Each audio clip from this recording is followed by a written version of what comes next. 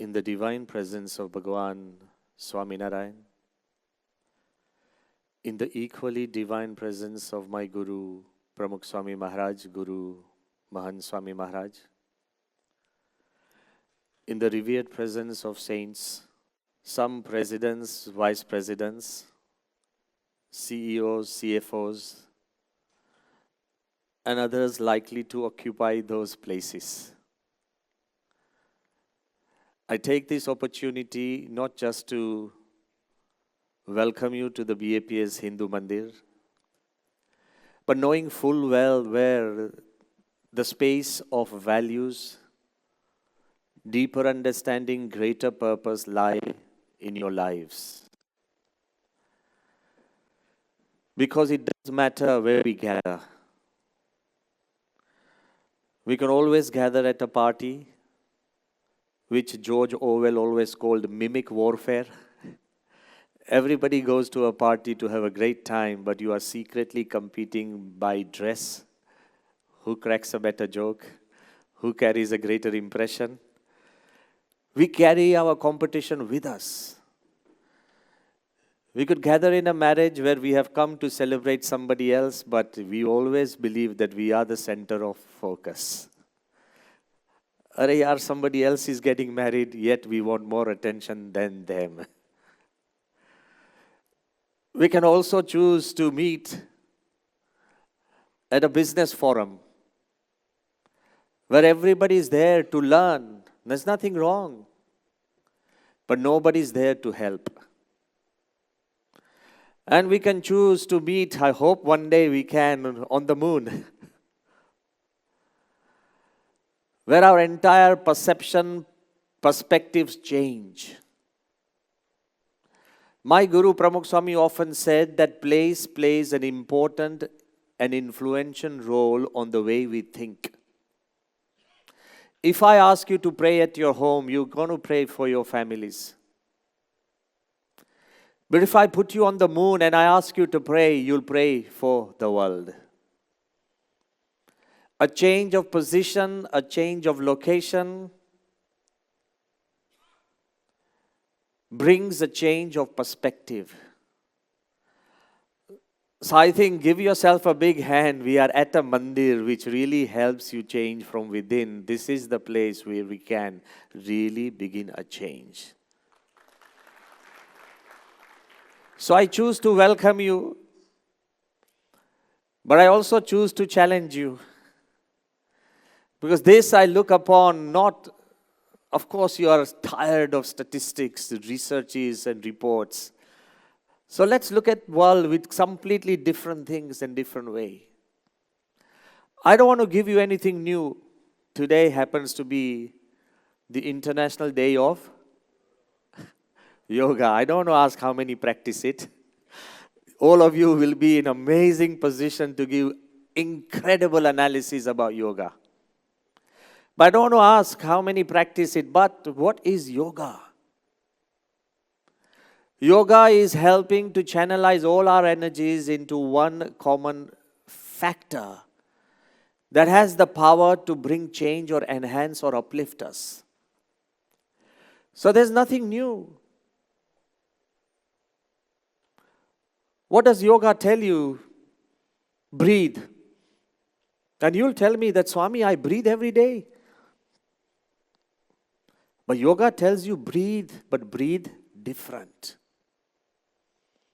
Pranayam is just breathing. You have been breathing all your life. But when you breathe in synchrony, when you breathe with a purpose, when you breathe with an idea, when you breathe with feeling your pran coming in and coming out, it completely changes the way it rewards you. So just as yoga is breathing, but breathing different. Nowadays, you can go to a doctor and doctor will give you two prescriptions. One, the meds you have to take. And second, always the life that you have to live. In a way, doctors which talked about taking care of your health also now try and influence the way you think. So he'll tell you, eat this, don't eat that, eat this twice, eat this thrice. And you'll say, but doc, I've been eating all my life. He say, yes, now you have a diet. So eat, but eat different. जो खाने का काम है वो हमको करना ही पड़ता है, मगर then eat different, just as breathe, but breathe different. Eat, but eat different. He perhaps will tell you that walk twice. I said, I've been walking all my life. I learned how to walk when I was 2. Well, you have to do brisk walking at a certain time, at a certain load, with a certain incline, so that your heart rate comes to a certain level. I said, Acha, is that what you have to do? Yeah. So walk, but walk different. What is exercise? Walk, but walk different. And then what is a marriage? Talk, but talk different. You'll get into a lot of issues if you don't learn how to talk. So today I want to say that you're doing this every day. I don't want to give you anything new. Think, but think different. The power of thinking different is not meaning thinking new things, overthinking. That's a bigger disease than underthinking. I don't think I've seen any madman commit suicide. I've seen great thinkers commit suicide. Just think. The disease of this world is not underthinking. The disease of this world has become overthinking. And wait till AI comes in.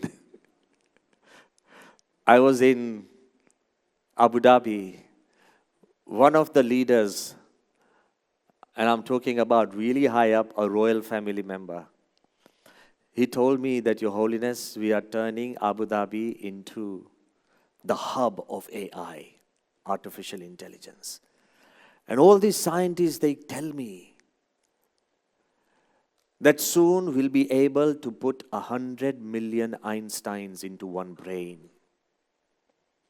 And you know what I'm talking about. You're not somebody I need to explain. So very beautifully, gently, and really confidently, he told me we are thinking of putting 100 million Einsteins into one brain. And I said, Your Highness, what will that do? We already have a intellectually heavy society. What will 100 million Einstein into one brain will really do? I said, I'd rather have 100 million Buddhas in one heart. And when he said that I'd rather have 100 million Buddhas in one heart, we understand that the real redemption, the real glory, the real feel of life will lie in what we have and feel in our heart, rather than what we just carry in our minds. So I want to ask you very honestly, this is perhaps an imaginary story, let me tell you, because I don't want all of you to try and apply logic to it. But perhaps the meaning is real, and very purposeful to the lives that you and us, all of us lead. Once a man died. And you tell me, Swami, eventually everybody dies, there's nothing new. It's a truth. So once a man died and the angels came to him and said, do you want to go to heaven or hell? The man said, do I have a choice? The angel said, yes, democracy is catching up. Now you have a choice whether you want to go to heaven or hell. The man said, I thought that if you did bad, you went to hell, and if you did good, you went to heaven. He said, no, all those rules and parameters are changed. So you have a choice whether you want to go to heaven or hell. He said, if I have a choice, and if it's so democratic, then do you have anything to show me what heaven is really like and hell is really like, so I can choose wisely?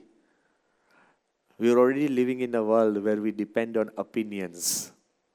And I think you understand where I'm coming from. So yes, the angel said we do have. They said, if you really want to know what hell is like, here is a video. Go through it and you'll know. And if you really want to know what hell is like, heaven is like, here is a brochure of 10 pages. The guy said, wow, hell is advanced. You have a brochure for heaven.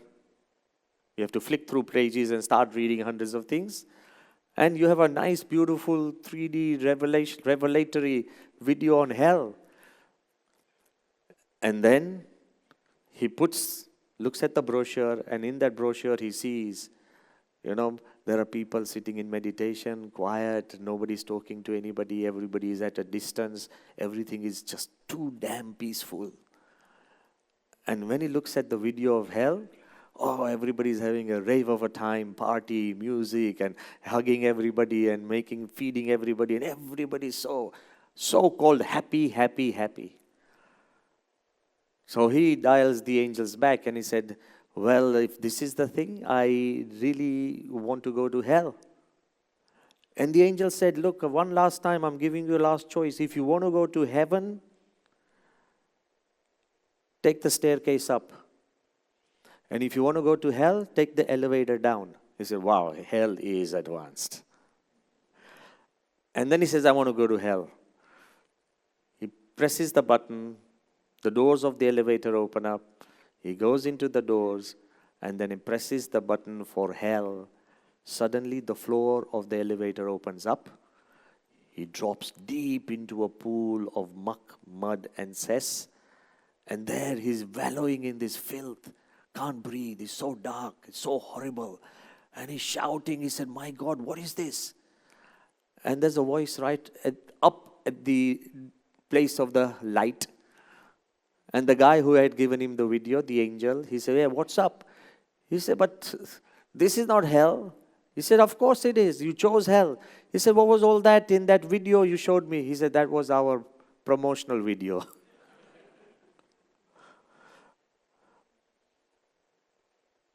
We live in a world of presentations, promotions, and PowerPoints. Maybe you have been the weapon that does this, or maybe you are a victim that suffers this. Whether you're a weapon or whether you're a victim, one day or another we have to face the truth. And that's what I want to talk about. Either we can choose, and there's nothing wrong, please don't take me wrong, I'm just forcing ourselves to think. That's why I have to bring each one of us to the edge. Until we stand at the edge and until we realize where we are heading and what can be, we won't be able to really grasp the truth in a different way. So I want to really ask you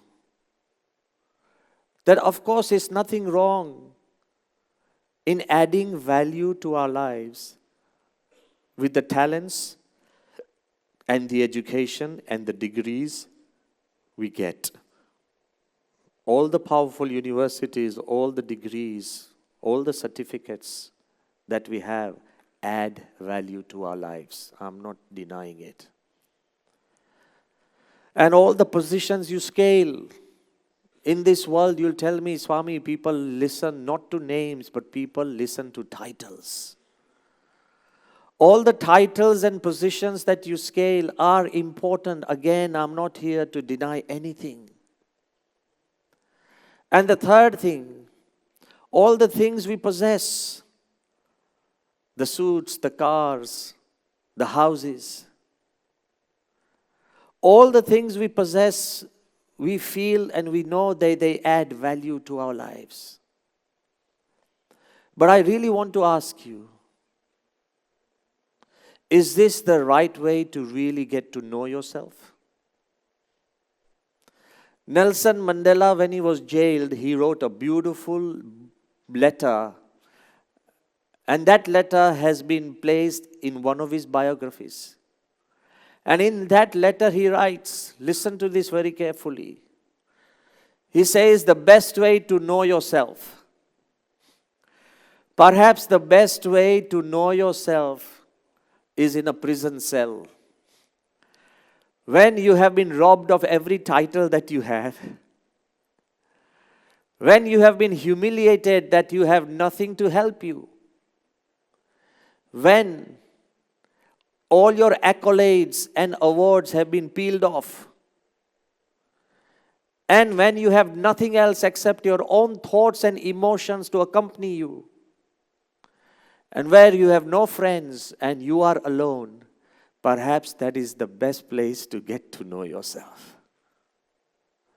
I want to ask you, alone privately, you have to think who you are and what is your purpose. How you can manage the things around you without just these titles, positions, and possessions. The moment we understand simple things can give us direction. Let me tell you one simple incident that happened with me in Dubai has completely helped me the way to re-evaluate life, the way to also chart my own life. I remember once I went for Padramnis as a monk. Padramni is like home-to-home visit where sadhus go.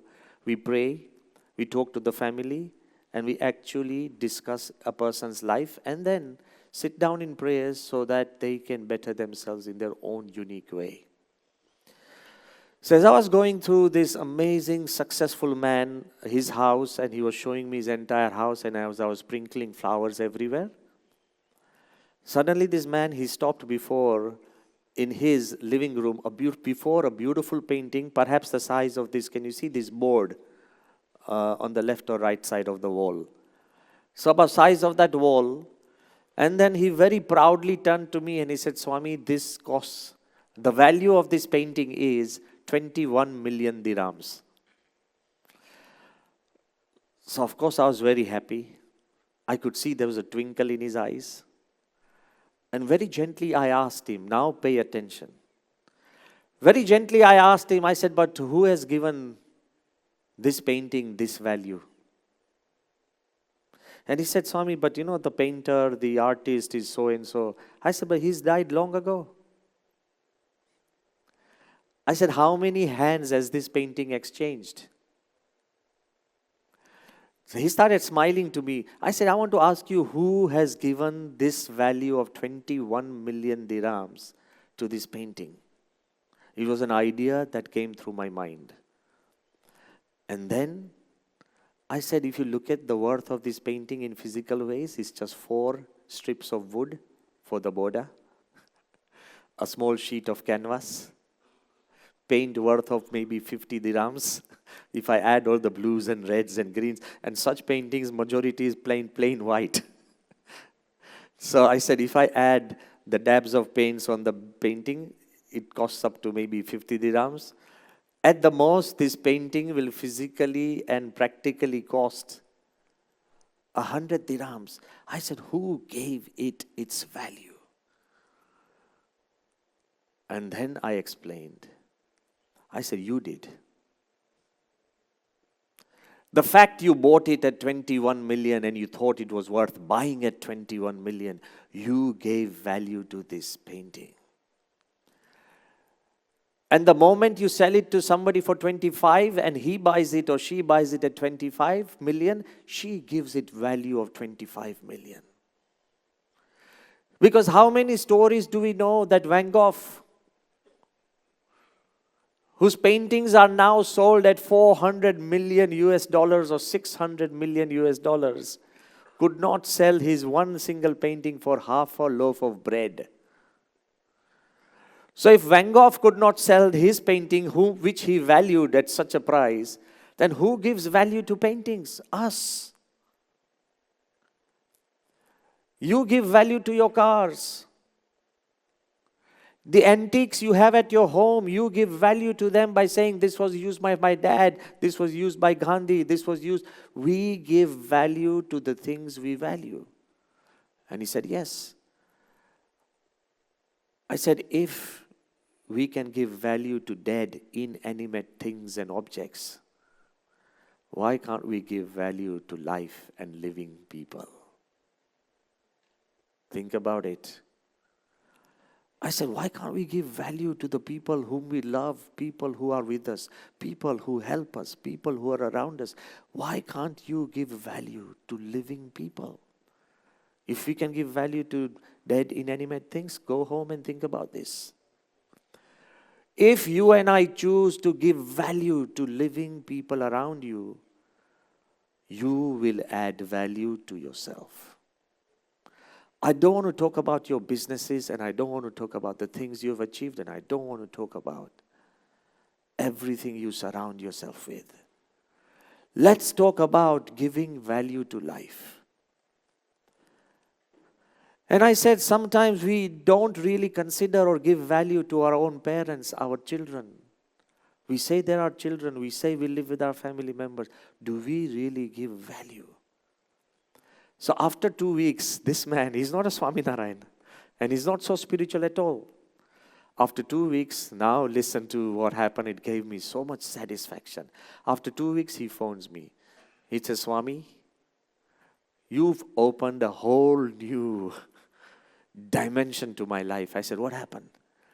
He said, for the first time in our board meeting, because it's his own industry, in my board meeting, I had a chair and I asked my father, who's 82 years old, to sit in the board meeting. He said nothing. He contributed nothing. But when he sat for these 2 hours of our board meeting in silence, after the board meeting was finished, he called me close and he says, son, you don't know how valuable you made me feel. He said, the fact I could add value to my father has completely changed my relationship with my family. Now, what was the magic thing? What was the secret? Is it something that you have to go to a university to learn? No. Is it something you have to do a special course and pay up and get and learn something? No. If you learn to add value to the people around you, you will add value to your life. While all the other forms are important, the degrees, the titles, and the possessions, I'm not devaluing them, no. But I do believe, can you be a leader who adds value to wherever you go? Or are you the person who sucks away life or generates darkness wherever you sit? If you add value, you yourself will grow in value. And there is a way. When President Clinton met His Holiness Pramukh Swami Maharaj, and when he decided to sit with him in the heat of Ahmedabad, it was about maybe 2:30 in the afternoon. The sun was boiling, scorching. And when they sat, one of the things he told Pramukh Swami, which I was there part listening as I was translating, and he said, Your Holiness, there are so many people in this world who think that they can rise by pulling people down. But when I look into your eyes, I can see that you have risen by helping people rise. You could be the boss, you could be the leader, where you come to a meeting and you put everybody down and you are an undisputed leader. But you could be a leader who walks into a meeting or sits and who helps everybody feel genuinely important, not just this world of presentation just for the sake and not just plastic relationship. No. You could help everybody around you rise, and in that way, they will carry you on their shoulders. So value-added life is, can you increase the value of your life by helping increase the value of others? In different words, Pramukh Swami often said, and I'm paraphrasing those words in a beautiful English sentence, build your people and they will build your empire. Take care of your people and they will take care of your world. If you ask them to take care of your world, they will not. They will take care of their own world. It's a very simple formula. And you'll ask me that, Swami, but how can I add value to the people around me? So first, let me be frank. તમે બધા સાધુ નથી, you are not monks.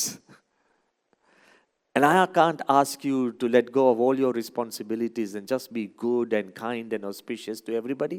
No, you're in a position where you have to evaluate, you have to tell the truth. Sometimes truth hurts. Sometimes you have to take tough decisions which may not be joyful for others. But I want to say that there are times and there are moments where you can genuinely rise above the cutthroat competition and still be a powerful leader by showing empathy in different ways. So first, my first simple idea would be create time. And you'll tell me, but Swami, that's the first time we are hearing the phrase creating time. We've all learned in this way that our schedule is tight, we can't change it. We only have a set number of hours and you can't increase them. Time is something that can't be got. Time is something that you can't have.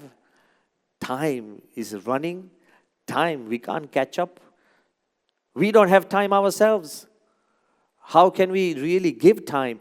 I am telling you now, write these two words down in your heart. Create time.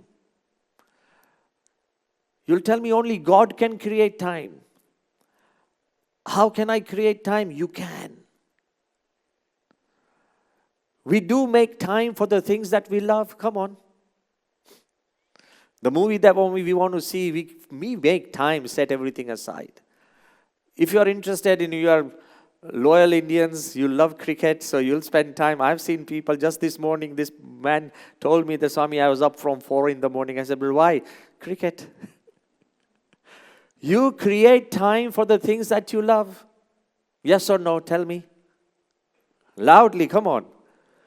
We do create time for the things that we love. We make time for the things that we want to do. I am telling you to create time for the people that love you. At the end of the day, it's the people who have time, who can create time, who can actually use that time wisely. Those are the ones that actually win in life. And you'll tell me, Swami, what do you mean by create time? Do you want to build your people? Take care of their critical moments. You can't be at home all the time. It's impossible. You can't be babysitting your people every second. That's impossible. You can't be everywhere at every moment. That's impossible. Even God is not. But you can be present at critical moments, and that's why you can. You are what you are and who you are. What do I mean by critical moments? Moments that's important. Sometimes your friend is ill and is hospitalized and you feel that's important. You can shift a meeting, cancel a meeting, do anything. Be there at a critical moment. He will immortalize that moment. You don't need to give any more time if you've taken care of critical moments. But in this illusion that we have no time, we have no time, we have no time, we brush aside even the critical moments. Do you understand that? Even your family is not so that rude or demanding. If you take care of critical moments of your children, your wife or your husbands. I'll explain later what do I mean. But if you can take and save the critical moments, you have been able to create time which will give you the power to actually, more importantly, save the day and the moment. And if you want to understand what do I mean by that, I remember that after Dr. APJ Abdul Kalam, India's most famous scientist, who was the principal scientific advisor to the Prime Minister of India, later on he went to become the President of India, who was one of the fathers of our atomic bomb. I had a very deep friendship with him, and I remember him today because only yesterday on 20 June, he had written his final book, Transcendence, his experiences about Pramukh Swami Maharaj, and he had come to a small village to actually hand that book over and release that book. So Dr. Kalam, every time I went to Rashtrapati Bhavan as a friend, and I'm saying it as it is, that must have been almost 18 to 19 times while he was president. You don't go to the presidential house so often. But he would want discussions, ideas as we would share. Every time, now remember this, every time we went, he would walk us to our car. And I said, President Kalam, it's not protocol for a president to walk somebody to his or her car. He said, nope, I'll do it. I said, but why? Do you know what he told me? The once when I was in a big festival in Gandhinagar Akshardham, and the festival celebrated 50 years, golden years of BAPS children activities. Almost 25,000 children had gathered. Once the festival was over, Pramukh Swami was supposed to be seated in the temple because of his age. Dr. Kalam and us, we were walking through the crowds to his car, which was maybe just 100, 200 meters away. And as we walked quietly in this crowd, and we walked to the car, to his shocking surprise, he saw that Pramukh Swami himself had walked just behind him, quietly to the car to see Kalam off. And Kalam, when he looked at Pramukh Swami, he said that he didn't have to come. He's a spiritual leader of millions. He didn't have to come and walk me to my car in this crowd. The fact Pramukh Swami created time, for 18 times Kalam always walked us to our car. It's not for a return, it's something that drives people if you save a moment. And it doesn't always have to be needy, difficult. It doesn't even need to be told to that person if you create time for somebody.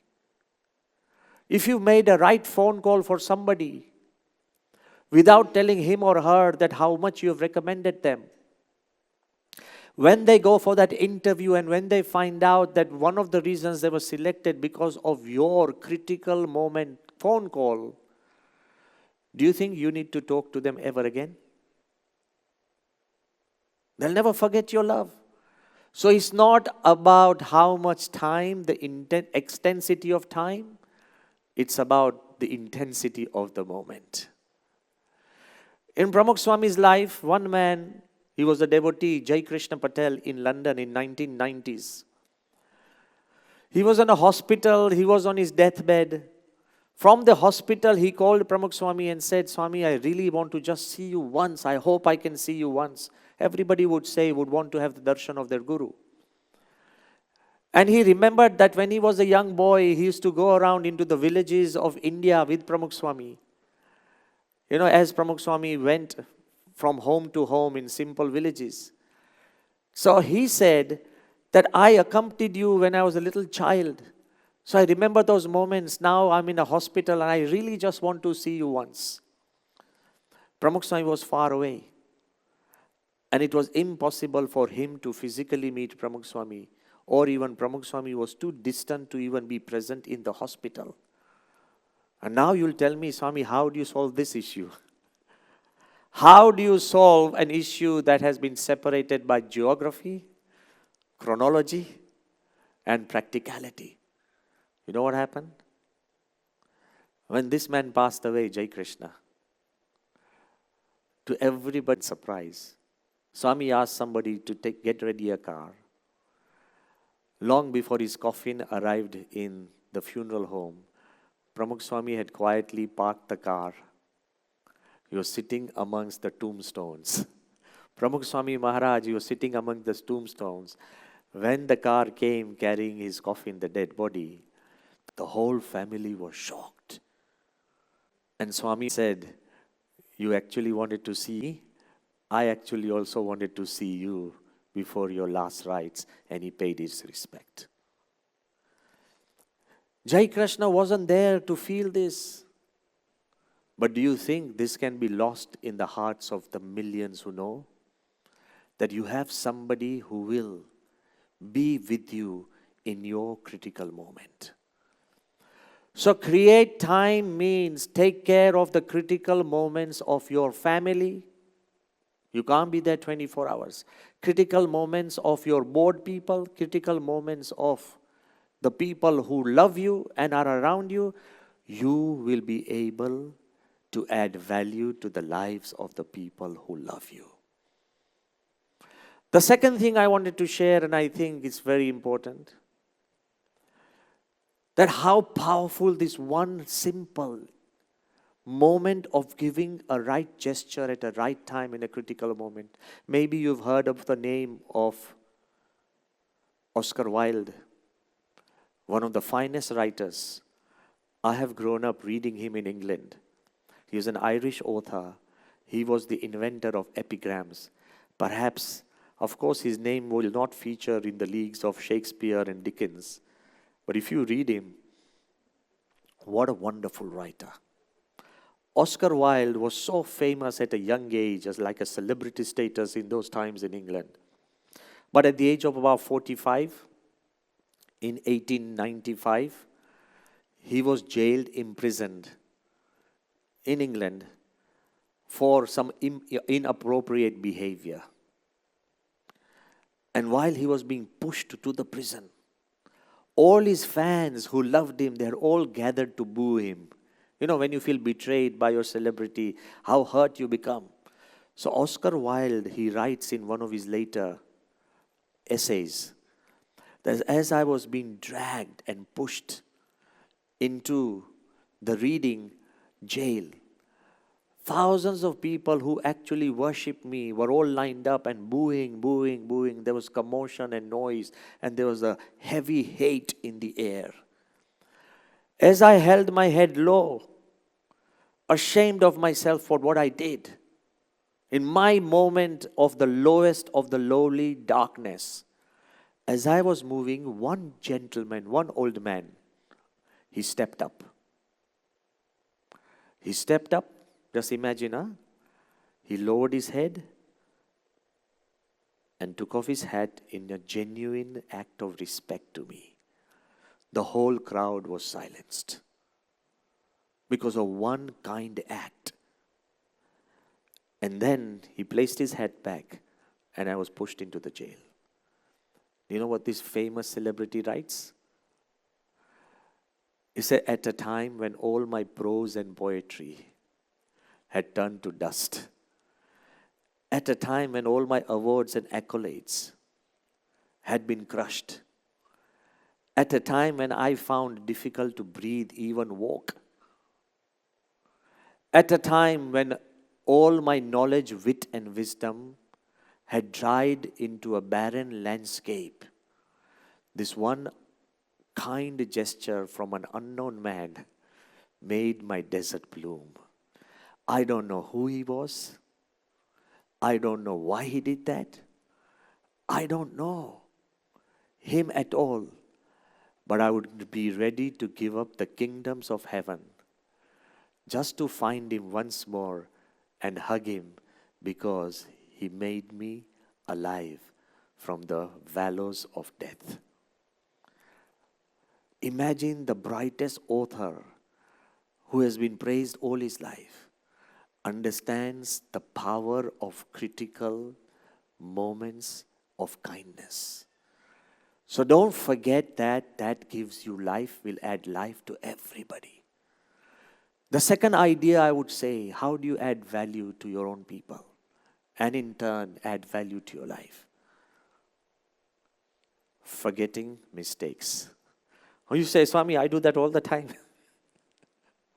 But the problem is we forget our mistakes. Those people who tell me that, Swami, I find it so difficult to forgive, are lying. Or you can, Swami, this is too strong a statement. One man came to me and he said, Swami, I really can't forgive. You don't know how difficult it is to forgive. I said, it isn't so difficult to forgive. He said, what do you mean? I said, how many times in a day do you forgive yourself? You're intelligent. Ask yourself, if you wake up late, you always have a reason. Oh, yesterday I didn't get enough sleep and proper sleep. Oh, I had a neck ache. You always have a reason to forgive yourself. Every time you get a stomach ache, you always blame the food. खाने में कुछ आ गया. You don't blame yourself कि अंदर ज़्यादा आ गया. You never blame yourself that you've eaten too much, but come on. How many times do you forgive? What's this idea of cheat Sunday? You're dieting and everybody says, once in a while, once a week, I just cheat myself. Come on, you've already cheated 3 times in a week. How often do you forgive yourself? And how easy it is to forgive yourself. Why can't you forgive others? At your level, at your point and your position, of course, you are there to evaluate. But can you forget the critical mistakes of your loved people? The sign you love them should always feel that you are able to overcome and let go of critical mistakes. We've heard about John D. Rockefeller, Standard Oil Company. There is a legend about Rockefeller that one man, his star manager, he committed mistake and he lost about $1 million because of his silly mistake. And everybody in the company knew that he was in for it. And that morning, next day, his name was there that he had to see Rockefeller. While he's waiting outside, almost half an hour elapsed. And he's so concerned that, oh my God, what's going to happen? I'm waiting half an hour. He doesn't want to see me. He hates me. He wants to make me feel miserable. Definitely I'm going to get the sack. And I'm going to be fired. He knew everybody expected that $1 million at that time when the company was just growing. And when he entered, Rockefeller had a list of things written on a small sheet of paper. And the first thing Rockefeller told him, that I'm sorry, I made you wait half an hour. But as I was lighting and listing the times and the moments you have helped the company, every time you have helped company to save money, all the great decisions you have taken in the past, oh, the list has grown long. There are almost 20 to 25 times you have helped the company. So forget this mistake. I'll never remind you of it again. Do you understand? Rockefeller was busy making a list of where and when this man had helped the company. Can you look at the things, the same things differently? Don't turn people into scapegoats. Don't actually blame others for the sake and responsibility you had to take. If you can do that, you will be able to generate an environment that will not just rebuild your company, will not just rebuild your families, will not just rebuild your lives, they have the power to rebuild countries. And you may ask me why? Look, I had the opportunity to meet Nelson Mandela. And who doesn't know who he was? The man who was conspired against, he went to jail for 27 years for no fault of his own. Where the regime after regime actually, the Prime Minister after Prime Minister of South Africa, in their meetings, they prided themselves and bragged that one day we want to see Mandela hanged. If you're in a prison and every day you read in the papers that the cabinet meeting was discussing or ruminating about hanging Mandela, how heavy would your heart become?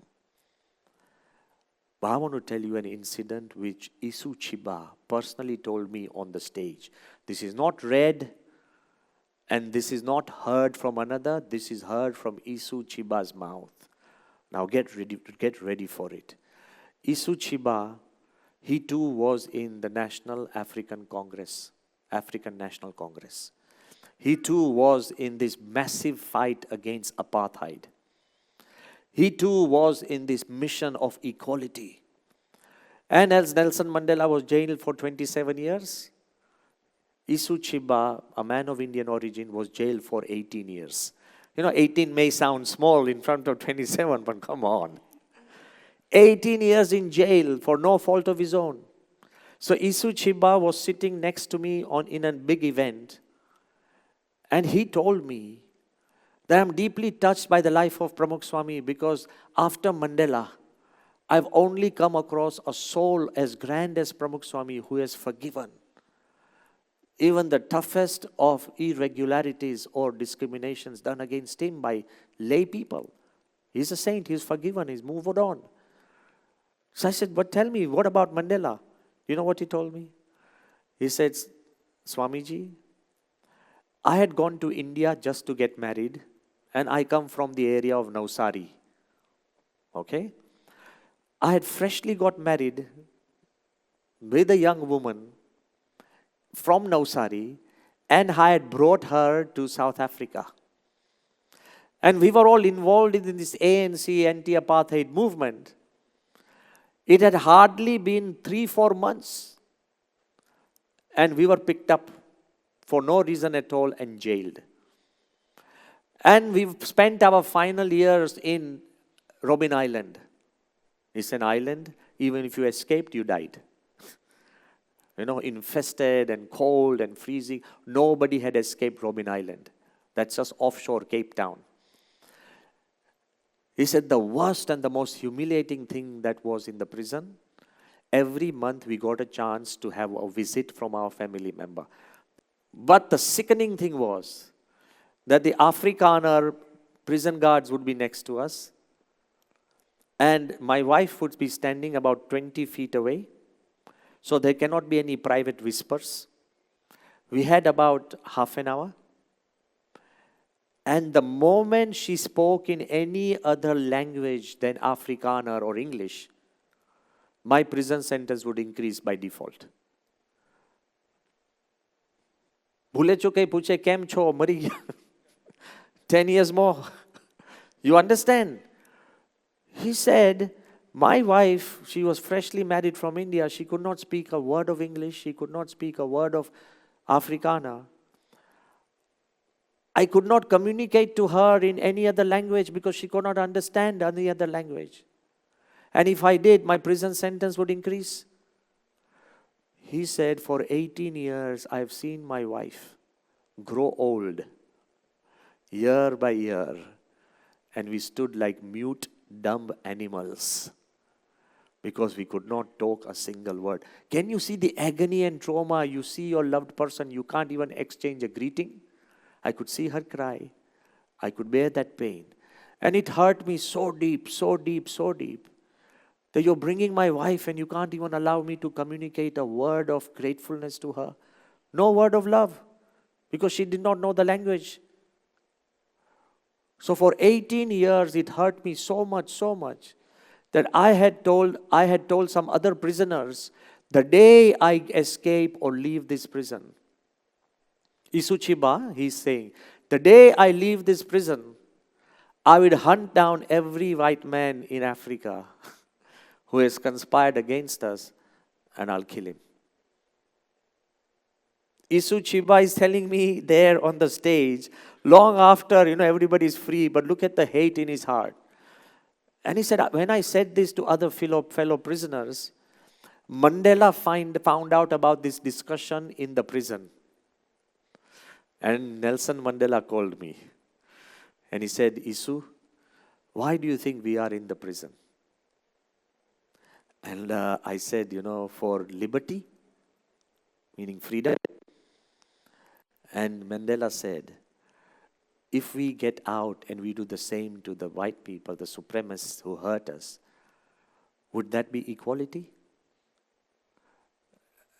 And then he explained, liberty has no meaning without equality or dignity. If at all we leave this prison, our first job, write it down, he said, will be to go and have tea with the wives of all the white supremacists who hurt us. To have tea with their wives and assure them that nothing will happen to their husbands.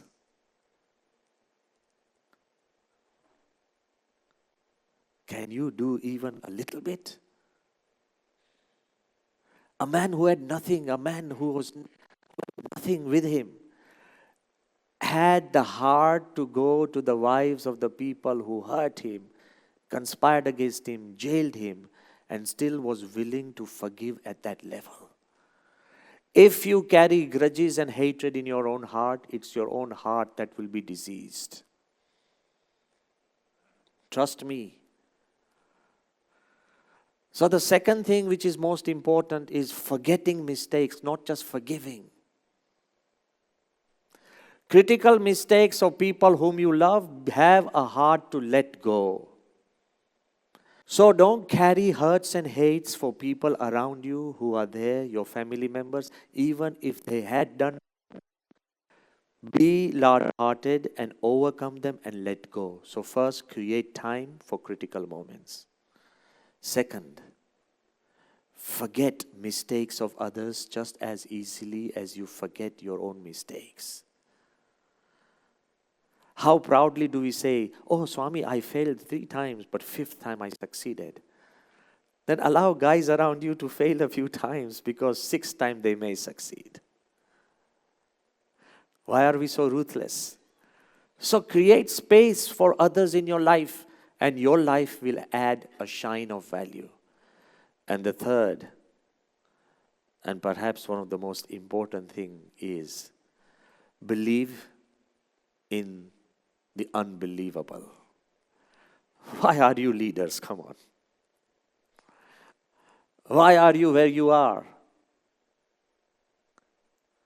We're so easily willing to believe stories from the past. Any story I'll tell you of a success story of Mahatma Gandhi or any great leader, you believe. Why don't you give the same chance to the people around you? Believe in them when the world stops believing in them. When they stop believing in them. Believe in the people who love you. I'm not talking about believing in everybody. No, that's difficult. But the people, your own children, believe in them. Your daughters, your sons, your wives. So easy to give up. But believe in them even if the whole world stops believing in them. And one of the greatest examples I would love to give, that what faith can do and what faith can overcome, is the BAPS Hindu temple in Abu Dhabi.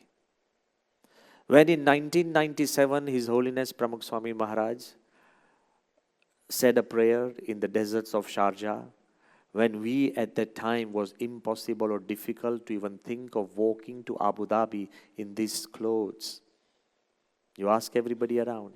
Not that there were laws, but there were phantom fears. You know, sometimes there are phantom fears. Normally when you see a police car stopping some other car, every car will slow down and stop. By default, you come into discipline. And the police might just be asking, oh, hi, how are you? They're just friends and hanging around. And still, there are phantom fears that regulate our lives. So there were phantom fears that we could not walk into Abu Dhabi in these clothes. At that time, Pramukh Swami said that may countries come closer together and cultures grow nearer together and religions understand one another, and may there be a temple in Abu Dhabi. We all laughed because we thought it was like a fun thing, a joke. But I also want to confess, over the years, as time changed, minds changed, countries grew closer, friendships grew. And I still remember, 1,000 people must have told me that, Swami, there can't be a temple of this league, of this level in an Islamic country. It's not possible. Why? History says so. We are great believers in history, and intellectually you are. History says so, that it's not possible. I had a choice whether to listen to 1,000 no's or a single yes from Pramukh Swami. And I chose to listen to a single yes, and that's why the temple stands in Abu Dhabi. I ask you, even in your life as a leader, you might be at the top of your game, but you will be surrounded by so many no's. So many no's. Be a believer that picks the yes. Be the believer that looks at the single ray of hope and actually helps dispel darkness. And it did not just end there, I want to tell you. We started the temple. And what came next? Corona.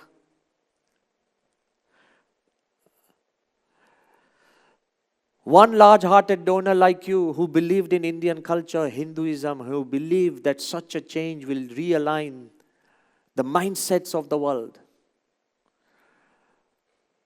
David Frawley, Vamadeva Shastri, is an American who has won Padma Bhushan from India for being a person who loves Indian culture. He is a knowledgeable person. He is a yogi. He is a thought leader. Himself is a great Indologist.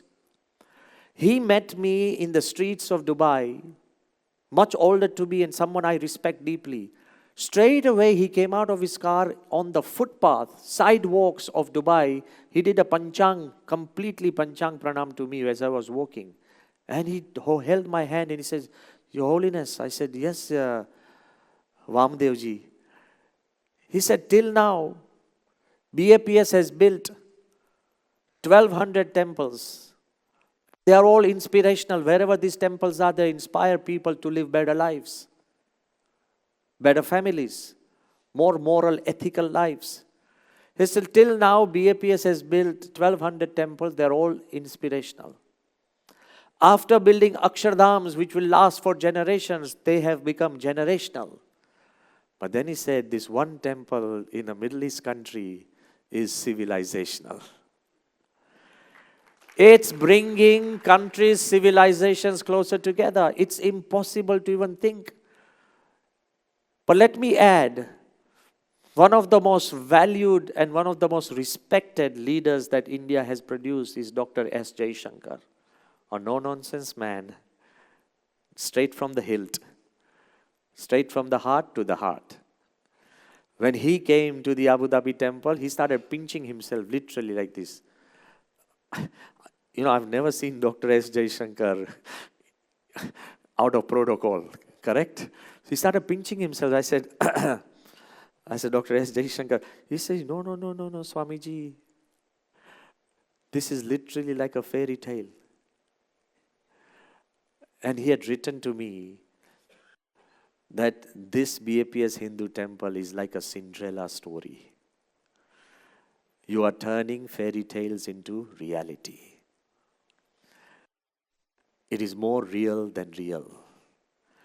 And in times to come, there will be legends about Swaminarayan sadhus having conversations with Islamic kings, just as there are legends about Buddhist monks having conversations with Chinese emperors. He often said, and this was echoed by Durga Shankar Mishra, who created the entire Ram Mandir, helped create the Ram Mandir, who created the Kashi corridor. Durga Shankar Mishra, he is a very important IS officer who actually rebuilt the Central Vista, the entire new parliament building. And you know how difficult it gets in a democratic country when everybody can say anything they want. And nobody listens to anything everybody says. So Durga Shankar Mishra, when he came to see the Abu Dhabi temple, he said, Your Holiness, I want to tell you that there has been nothing more powerful, more important than the making of the Ram Mandir. And definitely there is nothing more important a moment. फिर भी उन्होंने मुझे एक बात बताई कि स्वामी जी 500 साल पहला राम मंदिर था. There was a Ram Mandir 500 years ago. और 500 साल तक भारत के मानस में राम मंदिर रहा है. For 500 years, this idea of a Ram Mandir has never been lost from India's conscious. But Abu Dhabi में मंदिर बने ये किसी की कॉन्शियस में भी नहीं था और किसी की कल्पना में भी नहीं था. वो भगवान की देन है, उससे बिना ये हो सकता नहीं है.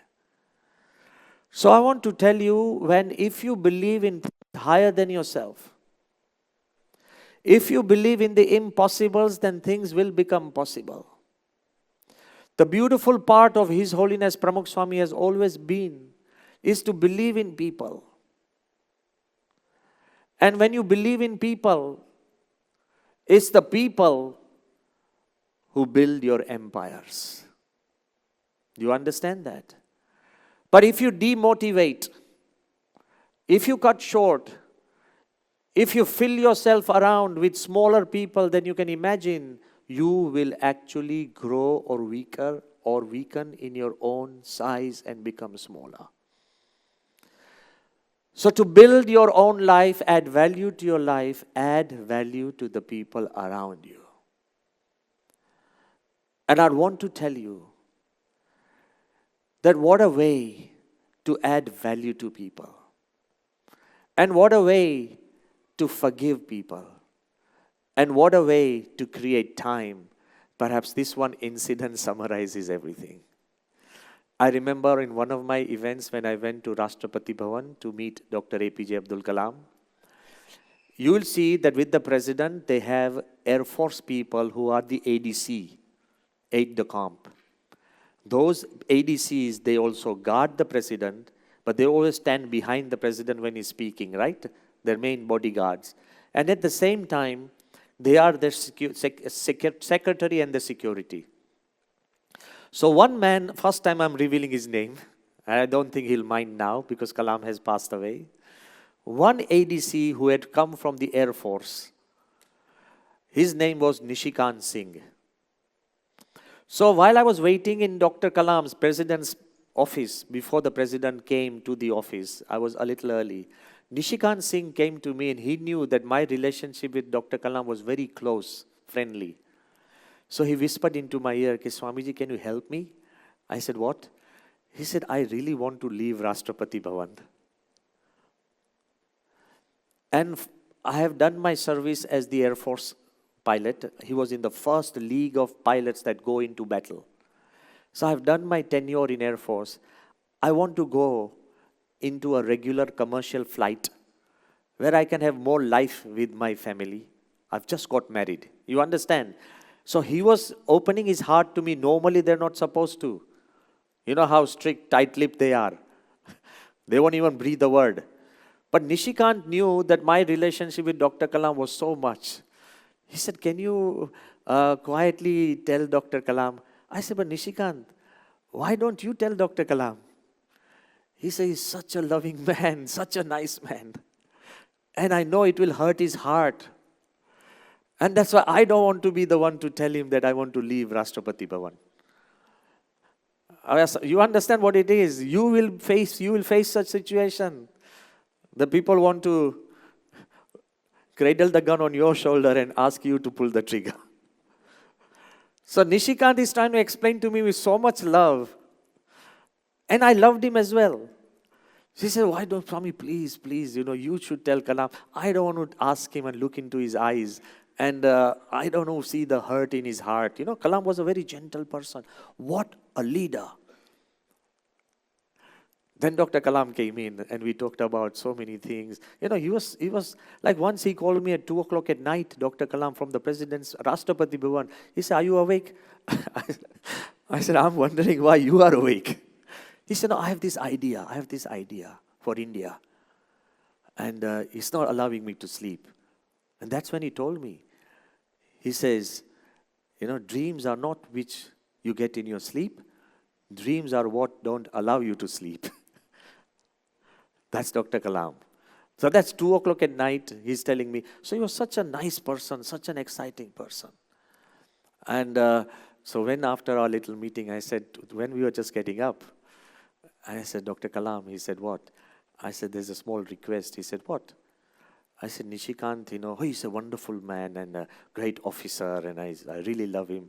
I said, but, there's a small request that because of family and social conditions, he wants to leave the Air Force and the Rashtrapati Bhavan and then become a commercial pilot. But he finds it very difficult to tell you because of the love he has for you. He said, okay. So most people will say, okay, I'll look into it. And that's what you do. You understand?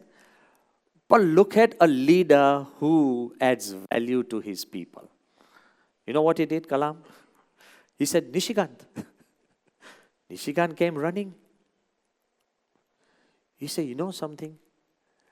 I too want to leave Rashtrapati Bhavan. I think we should give Kalam a big hand. He said, I too want to leave Rashtrapati Bhavan. And you know what he told him? And when you become a commercial pilot, I'll be the first passenger to fly in your plane. What a way to add value to the people you love. What a way to say you can leave without making people feel guilty. What do? When somebody is about to leave, we make him so small. This is it, you're this, you've never been loyal, this is it. Don't. Why do you want to reduce the lives of others? Add value and your life and value will grow. And I'll tell you what the magic happens. It's not something that I've invented, it's something that I've learned as I move around life. What Pramukh Swami did to us, we were small, simple monks. He added value. And then we add value to the organization. And I want to tell you, if you forget, let me leave you with an incident that you'll never forget.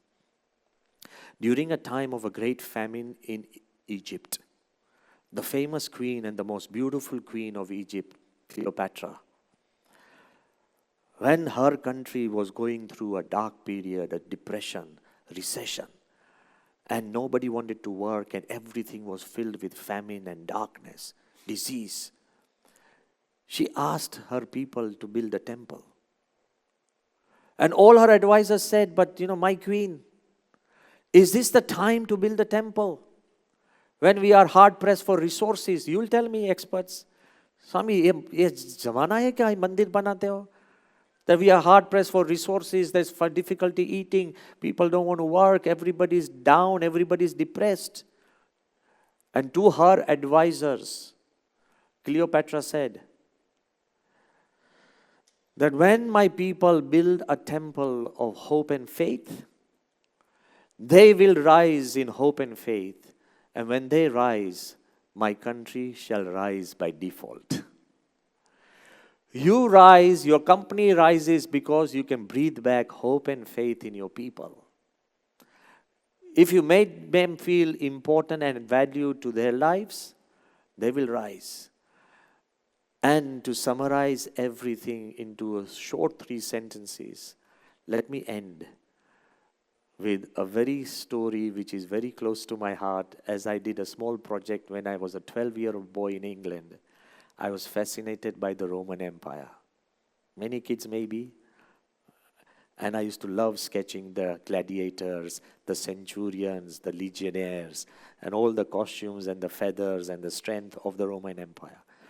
It was a military regime, unfortunately. In my little research, as I used to do it, it's about a 12-year-old boy, I did a research of 200 pages on the Roman Empire. I came across a story of Pompey.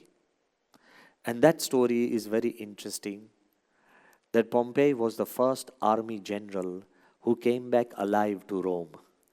What happens when you are general and you go to the next door country and you fight a war, you win, and then you go to another war, you win. Victories are addictives. And normally it was almost a tradition that every general died in war because he could not give up this thrill of a war. So they would go from battle to battle to battle, and all the stories will travel back to Rome. That, wow, Rome has won another land, another country, another country. So stories would come back, the generals would never. But it so happened that Pompey, after winning half of Europe, even North Africa, he one day returned to Rome. When Pompey returns to Rome, all the Romans are out into their balconies, the patios and the village squares. The senators are out on the Senate steps and everybody is throwing flowers. They're all shouting, Pompey the Emperor, Pompey the Emperor. Because he was the one who turned Rome, a republic, into an empire. The first generals. This was long before Caesar. And when Pompey was walking through the streets, his name being shouted with glory, flowers being strewn, and people celebrating the mood of an empire. In that crowd, a young boy, a youth, he needles his way through and comes close to Pompey and holds him by his elbow. And in that crowd, when Pompey is being glorified, this youth had the audacity and the courage to whisper into Pompey's ear, "How can I be like you?" Takat kehvai ne. In that moment of glory, he goes, "How can I be like you?" And in that crowd, now listen to this. Pompey turns to that youth. He says, "Win the people, not wars." After winning all the wars, he said, "Win the people." What am I telling you? Win your people. Not through presentations and PowerPoints and promotional ideas. By taking care of the critical moments, creating time. By forgetting their mistakes, giving them a second chance. By believing in them when nobody else believes in them. Win the people. He said, win the people, not wars. Remember this line. The second thing he said, speak your heart. The higher you go, the more diplomatic you become. I think everybody's smiling. The higher you go, the more diplomatic. I'm not trying to say don't be diplomatic. At least try and get your truth conveyed. One of the highest leaders of the Middle East, a royal family member, told me that, Your Holiness, when you are so big and when everybody says just yes to you and nobody says a no, nobody has the guts to tell you the truth, and you have very few real friends. I don't want you to be frozen in a cold storage of superiority. So second, speak your heart. Even in private moments, tell them, this is how I feel. Be like Kalam and say that I too want to leave Rashtrapati Bhavan. I too feel pressured by this. Be a human. So first, win the people, not wars. Speak your heart. And the third, I think that will really bring your marriage back to the moment of joy.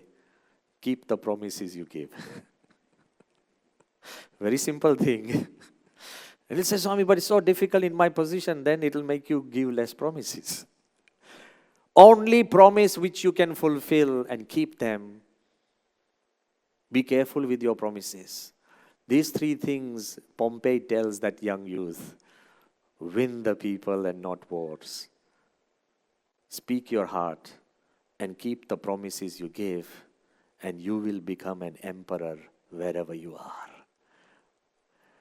You'll become an emperor in your own home. People will worship you. You'll become an emperor in the boardroom. You'll become an emperor in your businesses. You'll become an emperor. You will find your own worth. And I want to really be honest. You can only become an emperor.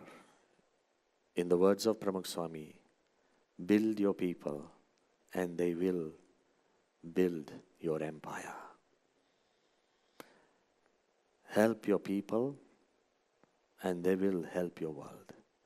Add value to your life by adding value to others. And I think there's no statistics in this. There are no spreadsheets. There are no PowerPoints. And you don't have to decide whether you want to go to heaven or hell. I rather think we are better on this earth. But let's create a bit of heaven on this earth, which we really hope to visit hereafter. My prayers are for you. I have learned this from Pramukh Swami Maharaj, Mahant Swami Maharaj, and I want to tell you that having a discussion like this in this place is far better than any other place that we can imagine, because the magic and the spiritual energy of this place is something that helps us all live a life. Thank you very much.